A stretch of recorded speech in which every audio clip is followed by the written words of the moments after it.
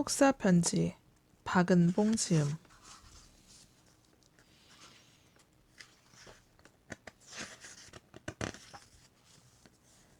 우리나라에는 언제부터 사람이 살았을까? 엄마, 우리나라에도 원신이 살았어? 그럼 살았고 말고 공룡도 살았는데 지금도 경상남도 고성에 가면 공룡 발자국이 아주 많이 남아있지. 어젯밤 세훈이랑 엄마는 원신 얘기를 하느라고 시간 가는 줄 몰랐지? 오늘은 어제 미처 못한 얘기를 마저 해주마. 우리나라는 아주 일찍부터 사람이 살았던 곳이란다. 얼마나 일찍이냐고? 약 70만 년 전부터야. 그러니까 세훈이의 할머니의 할머니의 또 할머니의 까마득한 할머니 시절이지. 아, 그땐 공룡은 사라지고 없었어. 사람은 공룡이 완전히 멸종한 뒤에 태어났단다. 우리가 지나가 버린 과거를 책을 통해 알 수 있지. 그러나 원시 시대엔 책이 없었어. 그렇지만 책과 마찬가지로 우리에게 지나가는 과거를 알려주는 게 있단다. 바로 자연이야. 산, 바다, 강, 바위, 돌을 비롯한 자연은 살아있는 책이란다. 자, 그럼 자연에 담긴 역사를 찾아 여행을 떠나볼까?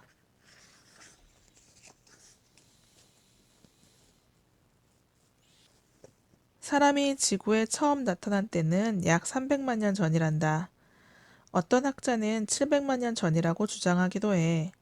이렇게 학자마다 의견이 다른 건 원시 시대를 알 수 있는 자료를 찾아내 그걸 해석하기가 쉽지 않기 때문이야. 300만 년 전이면 상상이 잘 안 되는 옛날이지. 그렇지만 50억 살이나 되는 지구의 나이를 생각해 보렴. 사람의 탄생은 지구 역사에서 아주 최근에 일어난 사건이란다. 최초의 사람은 어떻게 생겼을까? 원숭이!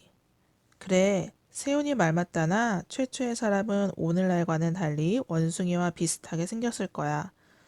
시간이 흐르면서 조금씩 조금씩 변해 오늘날과 같은 생김새가 되었지. 최초의 사람은 아프리카에서 발견된 오스트랄로피테쿠스란다. 오스트랄로피테쿠스가 오늘과 같은 사람이 되기까지는 아주 중요한 고비를 몇 번 넘어야 했어. 사람이 되는 첫걸음, 두 발로 서서 걷기. 첫 번째 고비는 네 발로 걷다가 두 발로 서서 걷게 된 것이었어. 사람의 먼 조상도 처음엔 다른 동물들처럼 네 발로 걸었다고 해. 그런데 어떻게 해서 두 발로 서서 걷게 되었을까?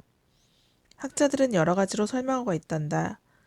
두 손을 자유롭게 쓰기 위해서라고도 하고, 네 발보다는 두 발로 걷는 것이 에너지를 훨씬 효과적으로 사용할 수 있었기 때문이라고도 해. 어느 설명이 맞든 간에 분명한 건 환경에 적응하여 살아남는 데는 네 발보다 두 발이 더 적당했다는 사실이란다.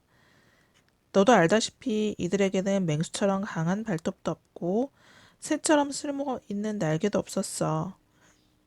또 특별히 힘이 세거나 덩치가 큰 것도 아니었고 이처럼 다른 동물에 비해 별다른 강점도 없어 보이는 사람들이 굶어 죽거나 다른 동물의 먹잇감이 되지 않고 살아남으려면 뭔가가 필요하지 않았을까?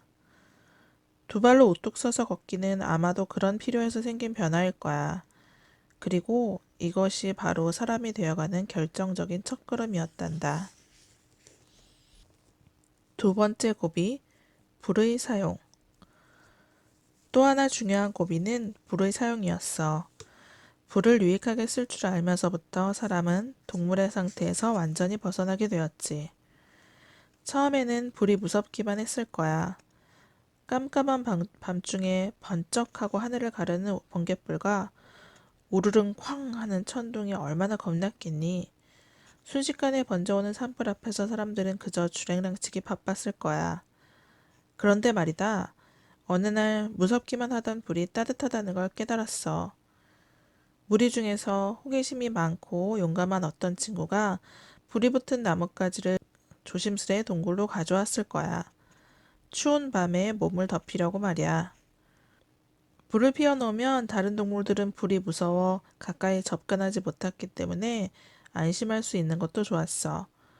불이란 쓰기에 따라 참 괜찮은 것이라는 사실을 깨달았단다. 또 불씨를 꺼뜨리지 않고 보관하는 방법을 생각해냈어. 불씨가 꺼졌을 때 불을 피울 수 있는 방법도 알아냈지. 아, 그래. 그때껏 날로 먹던 고기를 불에 익혀 먹으면 기막히게 맛있다는 것도 알았단다. 이건 불에 타 죽은 짐승의 고기를 우연히 먹어본 뒤에 깨달은 사실이었어. 그 뒤론 산불이 지나고 나면 사냥을 나가곤 했지. 익은 고기를 먹으러 말이야. 지금까지 발견된 유물과 유적에 따르면 사람이 불을 쓰게 된 건 약 40에서 50만 년 전부터라고 해.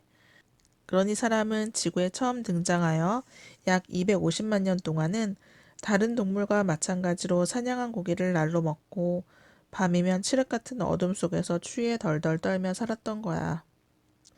자유로워진 두 손. 세 번째 중요한 고비는 도구 만들기였어. 두 발로 서서 걷게 된 사람들은 자유로워진 앞발, 아니 이젠 두 손이라고 해야겠구나. 두 손으로 도구를 만들어 썼어. 물론 원숭이도 도구를 쓸 줄 알아. 높은 데 있는 먹이를 따려고 막대기를 이용하는 것을 너도 보았지. 하지만 원숭이는 목적에 맞게 나뭇가지를 이용하여 도구를 만들지는 못한단다. 그런데 사람은 필요에 맞게 도구를 만들어 쓸 줄 알았어. 사람들은 땅에 떨어져 있는 돌멩이를 주워 그대로 사용하거나 돌의 쓰임에 맞게 적당히 깨뜨려서 사용했어. 그러다가 나중에는 돌을 갈아서 도구를 만들게 되었단다. 이렇게 돌로 도구를 만들어 쓰던 시대를 우리는 석기시대라고 불러. 석기시대는 크게 구석기시대와 신석기시대로 나눌 수 있어. 그럼 먼저 구석기시대에 대해서 알아볼까? 구석기시대의 사람들의 집은 동굴. 구석기시대는 사람들이 도구를 처음 만들어 쓰기 시작한 때부터 약 1만 년 전까지 계속되었어. 사람들은 무려 200만 년 이상 구석기 시대에 살았던 거야. 우리나라 평안남도 덕천 승리산 동굴과 평양 만달리, 충청남도 공주 석장리, 경기도 연천 정곡리 등은 바로 구석기 시대의 사람들이 살았던 대표적인 장소야. 수십만 년 전 그들이 살았던 곳에 오늘 우리가 살고 있는 거란다. 뭐? 기분이 묘하다고? 그런데 원신한테 제일 어려운 문제가 뭐였을까? 먹는 거. 맞아, 그랬을 거야. 세훈이는 원신하고 마음이 통하는 모양이네. 지금은 가게나 시장에 가서 먹고 싶은 것을 맘대로 살 수 있지만 그땐 어떻게 먹을 걸 구했을까? 구석기 시대 사람들은 자기네가 살고 있는 집 주변에서 먹을 것을 구했단다. 그들의 집은 동굴이었어. 아직 집 짓는 방법을 몰랐기 때문에 자연이 빚어놓은 동굴에 들어가 거기서 살았어. 물론 몇백만 년에 걸쳐 모든 구석기 시대 사람들이 언제나 동굴에서 산 건 아니야. 물가나 언덕에서 살았던 경우도 있어.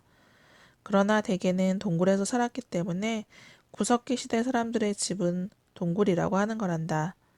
몇 년 전에 엄마하고 충청북도 단양에 갔을 때 원신이 살았던 동굴에 들어가 본 기억나니? 산 중턱에 있는 동굴이었는데 입구가 작아서 밖에서는 동굴이 있는지조차 알 수 없을 만큼 눈에 잘 띄지 않았어. 그런데 안으로 들어가 보니 꽤 널찍했지. 그리고 웅크리고 앉아있으니까 밖이 잘 보였고 그 동굴에 살았던 사람들은 해가 떠오르면 주변 산을 돌아다니며 먹을 것을 찾았을 거야. 나무 열매, 풀, 땅속 뿌리, 실개천에 사는 가재 등 먹을 수 있는 거라면 뭐든지 모아들였지. 이를 어려운 말로 채집이라고 해. 그렇다고 채집은 아무렇게나 할 수 있는 일이 아니었어. 독버섯을 따거나 뱀한테 물리면 곤란하지 않니? 그래서 경험이 많고 식물에 대해 잘 아는 사람이 중심이 되어 여러 명이 함께 다니며 채집을 했단다. 식물성만 먹었느냐고? 그건 아니야. 사냥한 짐승의 고기를 먹기도 했으니까. 그럼 맹수와 용감히 싸우는 전세였겠네 라고 생각할 테지만 사람이 처음부터 그렇게 맹수와 맞서 싸운 건 아니었던 것 같아. 무기도 별 볼 일 없고 힘도 약했으니까. 그보다는 다른 동물들이 먹다 남은 시체를 사냥감으로 삼았을 거야. 실망했니? 그러나 차츰 화살 같은 무기를 만들어서 사냥을 하게 돼. 전에 박물관에 가서 본 돌화살촉은 바로 사냥할 때 쓰던 거란다. 사냥해서 고기를 먹는 일은 자주 있는 일이 아니었지. 그만큼 사냥은 힘든 일이었어. 평소에는 채집으로 모은 나무 열매 따위를 먹었단다. 그래서 고기를 먹는 날은 잔칫날이었을 거야. 특히 세연이 또래의 원시인 어린이들은 고기를 먹는 날을 손꼽아 기다렸겠지. 뭐, 너도 고기를 먹는 날을 기다린다고? 모두 한자리에 모인 평등한 저녁 식사. 동굴은 아늑하고 편안한 보금자리였어. 바쁜 하루가 지나고 해가 저물어 어둑해지면 동굴에 모여 앉아 맛있게 저녁 식사를 했을 거야. 그리고 구해온 것을 다 같이 나눠 먹었어. 이건 내가 구해온 거니까 나 혼자 먹을 거야. 하지 않았어. 먹을 걸 구하기란 참 힘든 일이었기 때문에 다 같이 나눠 먹지 않으면 먹을 것을 구하지 못한 누군가는 굶어 죽게 돼. 그런 일이 자꾸 생기면 한 동굴에 사는 사람들의 전체 힘이 약해지게 되어서 그 무리 전체가 살아남기 어렵게 되고 말거든. 그래서 학자들은 구석기 시대 사람들을 평등한 공동체 생활을 했다고 말하고 있어. 어느새 아이들이 잠들고 나면 어른들은 동굴 앞에서 하늘을 올려다봤겠지. 쏟아질 듯 수많은 별이 박힌 하늘, 모양을 자꾸 바뀌는 달. 그때 사람들은 지금 사람들보다 자연과 훨씬 가까웠어. 자연과 가까운 마음은 예술을 낳는단다. 사람들은 동굴 벽이나 바위에 그림을 그리기도 하고 동물 뼈에 멋진 조각을 새기기도 했어.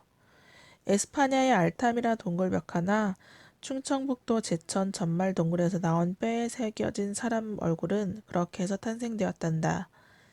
그림을 그리거나 조각을 할 때는 마음속으로 소원을 빌었어. 요번 사냥이 잘 되었으면 좋겠다거나 새로 이사할 동굴이 더 컸으면 좋겠다 하고 말이야. 구석기 시대 사람들은 한 동굴에서 오래 살 수 없었어. 동굴 근처에 있는 먹을 만한 것을 한동안 싹쓸이하다시피 했으니 먹을 것을 찾아 다른 곳으로 이사를 가야 하잖아. 그래서 구석기 사람들은 이리저리 옮겨 다니며 살았단다.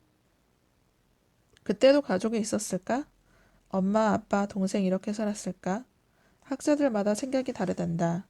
지금과 같은 가족은 없었고 수십 명이 한데 모여 살면서 정해진 부부 없이 태어난 아이들을 공동으로 길렀다는 의견이 있는가 하면 그때 역시 부부와 그 사이에서 태어난 아이를 기본으로 하는 가족이 있었다는 의견이 있어. 어느 쪽이 맞을까? 세훈이도 한번 생각해 보렴.